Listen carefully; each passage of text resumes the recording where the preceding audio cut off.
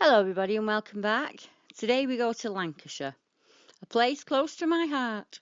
Lancashire Boggarts, wee folk, tricksters, or woodwoose. Growing up in the UK, you get used to the tales of the wee folk, the trolls and pitskers and fae, and in Lancashire we have boggarts, often described as a small and hairy and of horrible appearance, blamed for many a missing horse blanket or milk from a step. Here are some of the tales of the wee folk I have come across whilst researching our forest friends. This is from an article actually. It says boggarts can be a nuisance. To calm them, you lay a saucer of milk or plant a holly bush, well known for scaring away evil spirits. The 1655 written stone near Longridge has holly planted next to it to this day. Along the road beneath a holly hedge can be found a strange stone slab. Inscribed on the boggart stone is a warning. Rafe Radcliffe laid this stone to lie forever. AD 1655. It is known locally as the written stone, and the legend surrounding it says that it was placed here to imprison a boggart who had been terrorising the local inhabitants by physically attacking them. It is also thought that the boggart was responsible for the death of a member of the Radcliffe family who lived at a nearby farm. The next owner of this farm, for some reason, decided he wanted possession of the written stone, and it is said that he took 6 horses and many labourers to remove the stone and deliver it to the farm, where it was placed in the dairy. Over a period of time, things started happening.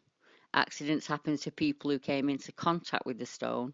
Objects placed on the stone would be pushed off and damaged, and the farmer finally started to believe the stories attached to this strange stone slab and came to the conclusion that it was indeed cursed. The odd thing was that when he finally decided to return it to its place of origin, it only took 1 horse and just a couple of men to return it back, whereas before it had taken a tremendous effort to move it.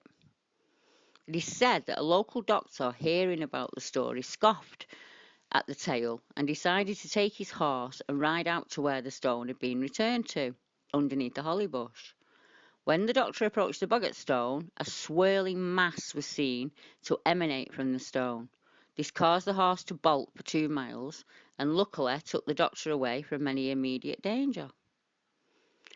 Now, some of our areas in the Lancashire are actually called after the boggart, and we have Boggart Hole Clough at Blakely near Manchester, and that had a troublesome boggart who tormented a family.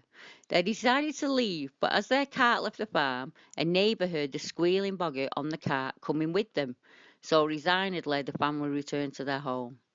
The clough was surrounded by open countryside with isolated houses and was very rural back in 1819.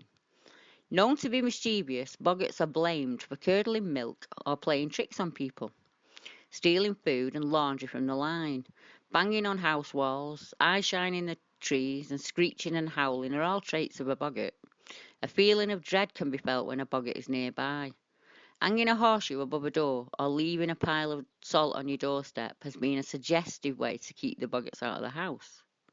They are thought to live under bridges like trolls, or on sharp bends in the road, and in this case in a piece of wild woodland. Mysterious disappearances in the Blakely district over the years have been attributed, what's wrong with me today? Attributed by some of the boggarts that live in the clough. Accounts of missing children stolen at will and many local murders were claimed to be boggart attacks in the early 1880s. The name used by some locals is the Boggarts Hole vampire for this very reason. And both these accounts are historical. But would it surprise you if I told you they are both areas that have sightings of a British Bigfoot or the Woodwoose?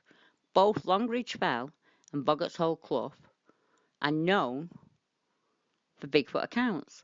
Boggarts Hole is known for stones that come whizzing from the trees, feelings of being watched, and figures so fleeting the urban myth that a vampire inhabits the area still exists. Longridge Fell has a sighting of a hairy Bigfoot-like creature that tried to blend in with the trees, not too far away from the Salford Wildman accounts, I must add. And it is, of course, a short hop between the two areas.